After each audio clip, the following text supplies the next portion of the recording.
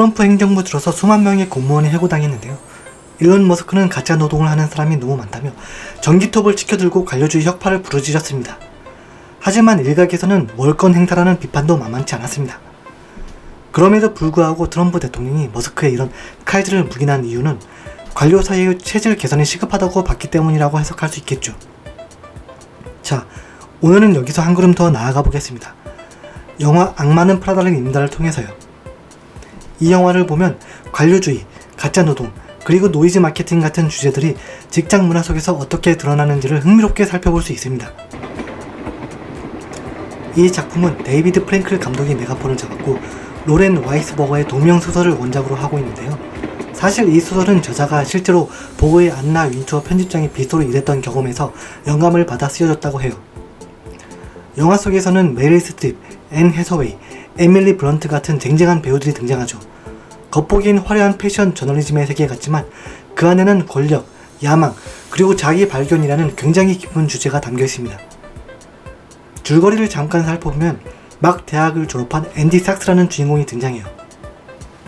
그녀는 수백만 명의 소녀들이 꿈꾸는 직업이라고 불리는 런웨이 잡지의 전설적인 편집장 미란다 프리스트리의 비서로 취직하게 되죠.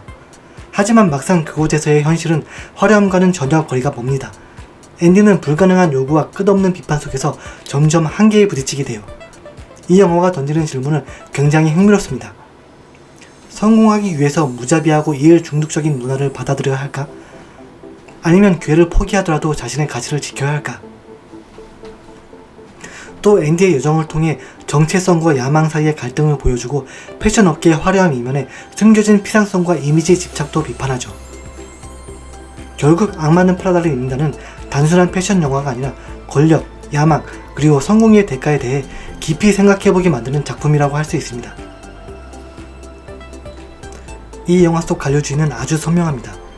딱딱한 유기질서, 불필요한 규칙, 그리고 끝없는 비효율성, 쉽게 말하면 관료주의가 어떻게 불필요한 장애물들을 만들고 의사결정을 늦추고 결국 생산성보다 지위를 더 중요하게 만드는지를 보여주는 거죠. 먼저 엄격한 위계와 권력 구조가 있습니다.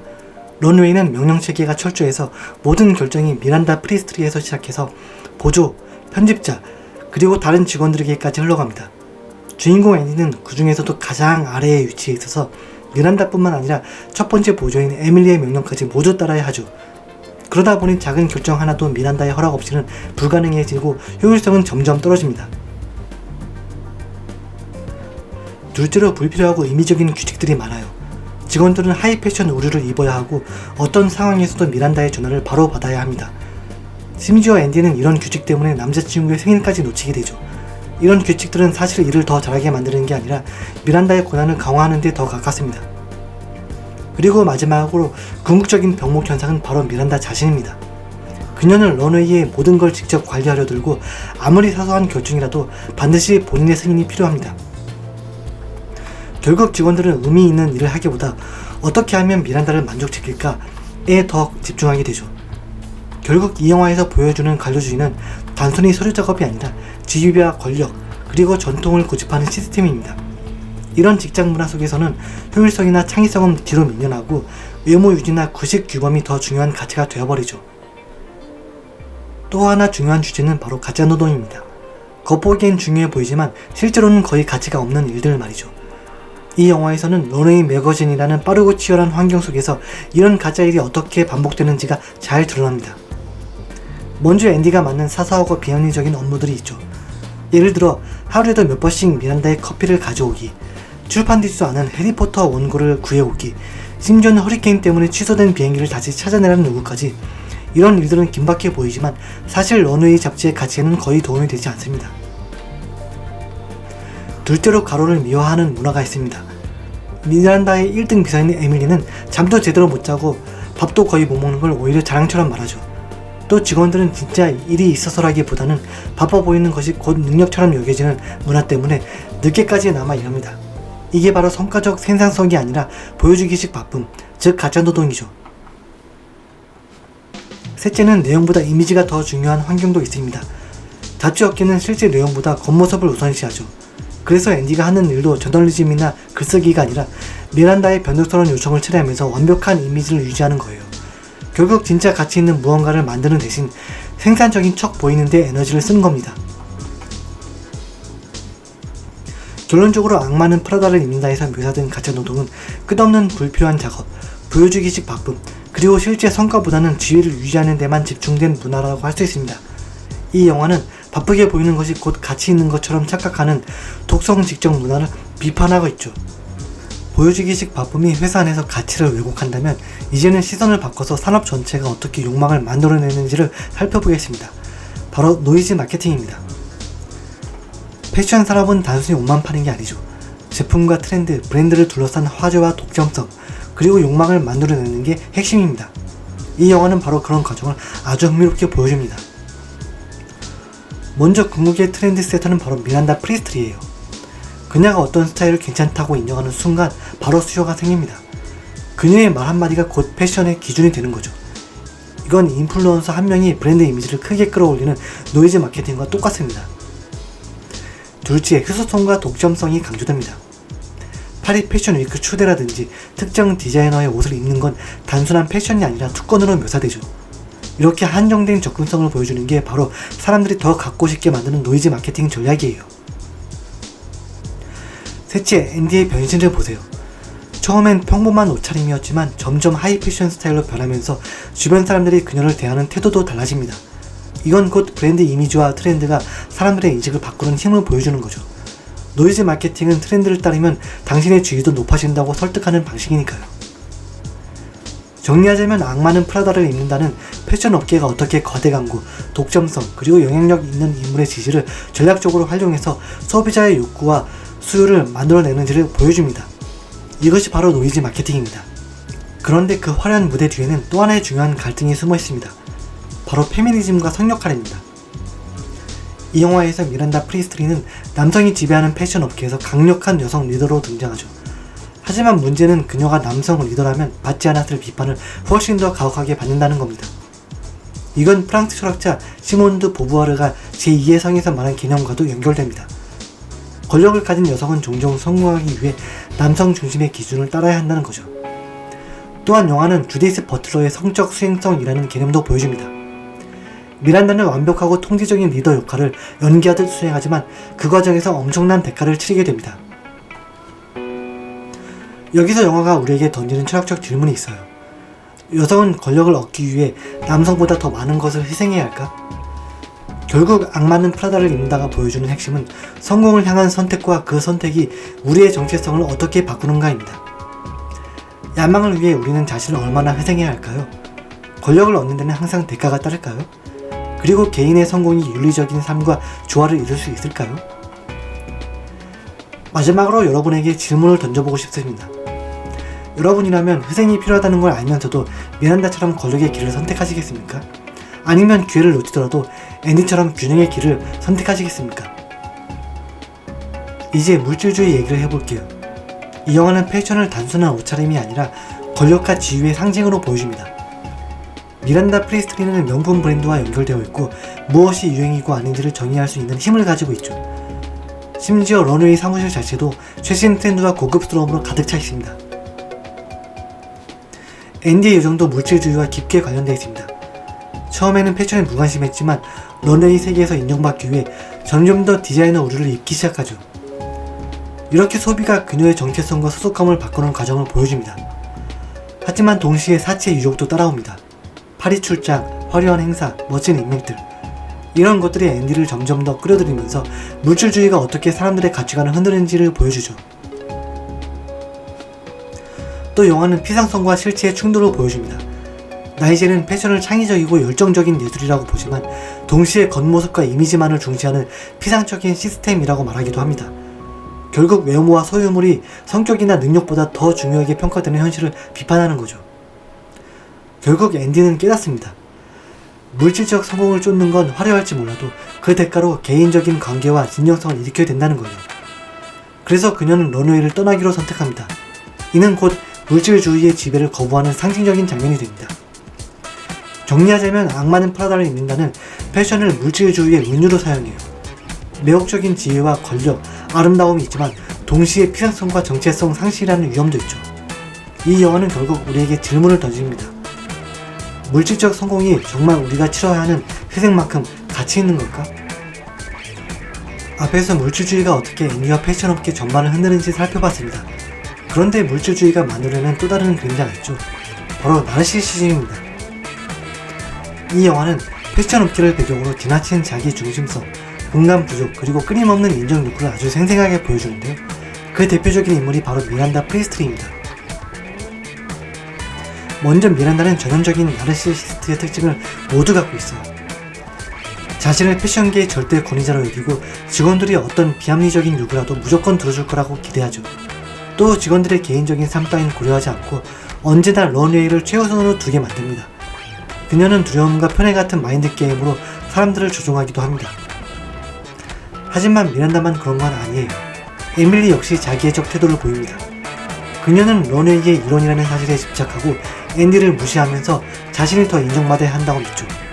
심지어 파리 패션 위크에 가기 위해 굶고 아픈 것도 감수합니다. 더 크게 보면 영화 속 패션 산업 전체가 집단적 자기애에 빠져 있습니다.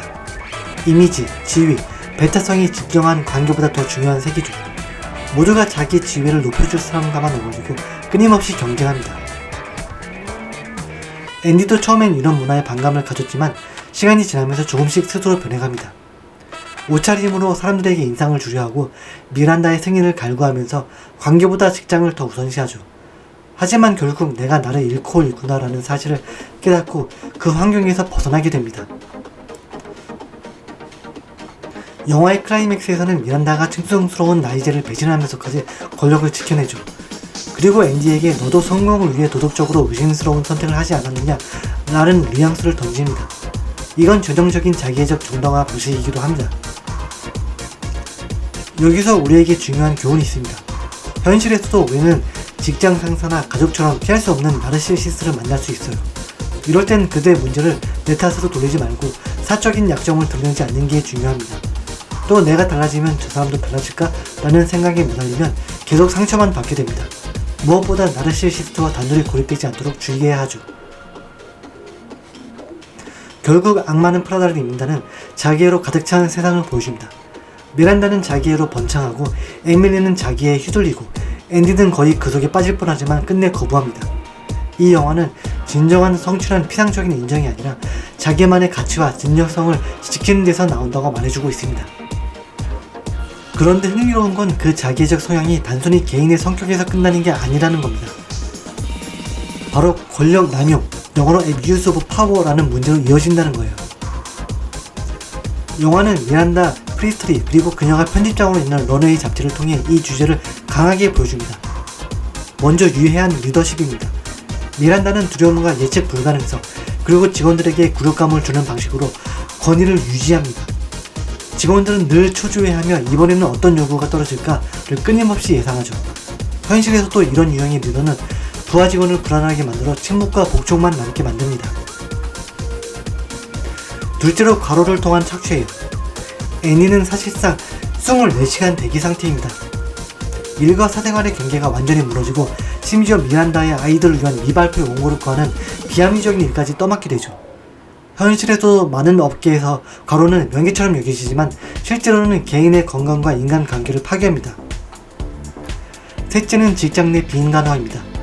영화 속 미란다는 직원들을 사람으로 대하지 않고 단순히 소모품처럼 취급합니다. 이런 모습은 현실의 기업에서도 낯설지 않죠. 구조조정, 희생양 만들기, 정치적 이득을 위한 인원 감축 같은 일은 흔히 벌어집니다. 마지막으로 체계적 학대 대 개인적 학대라는 문제가 있습니다. 영화 속 권력 남용은 미란다 개인의 성격에서 비롯되기도 하지만 동시에 패션 산업이라는 시스템이 만들어낸 산물이기도 해요. 윤리보다 결과를, 웰빙보다 명예를 중시하는 경쟁적인 구조가 결국 이런 리더십을 탄생시키는 겁니다.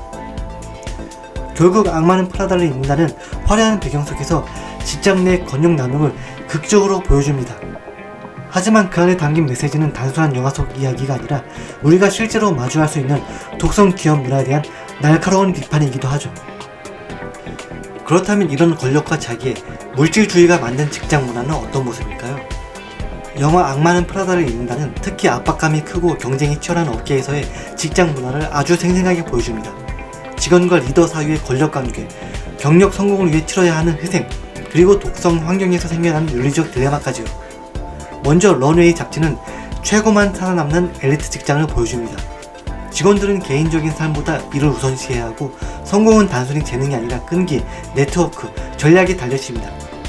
앤디가 깨닫는 것도 이곳에서 일한다는 건 단순히 역량이 아니라 헌신을 증명하는 일이라는 거죠. 현실에서도 금융, 기술, 법률 같은 업계에서 흔히 볼 수 있는 모습입니다. 둘째, 런웨이는 엄격한 계층구조와 독성 리더십으로 운영됩니다. 미란다의 차갑고 요구적인 태도는 직원들에게 두려움을 심어주고 협력보다는 경쟁을 주장하죠. 그래서 권력을 가진 사람과 대체 가능한 사람 사이에 간극이 아주 선명하게 드러납니다.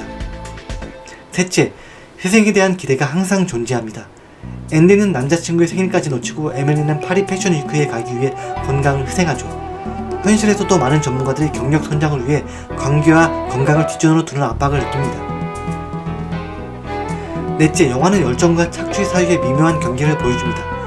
런웨이에서 일하는 게 수백만 명이 꿈꾸는 기회라는 말이 사실상 학대와 과로를 정당화하는 도구로 쓰이는 거죠.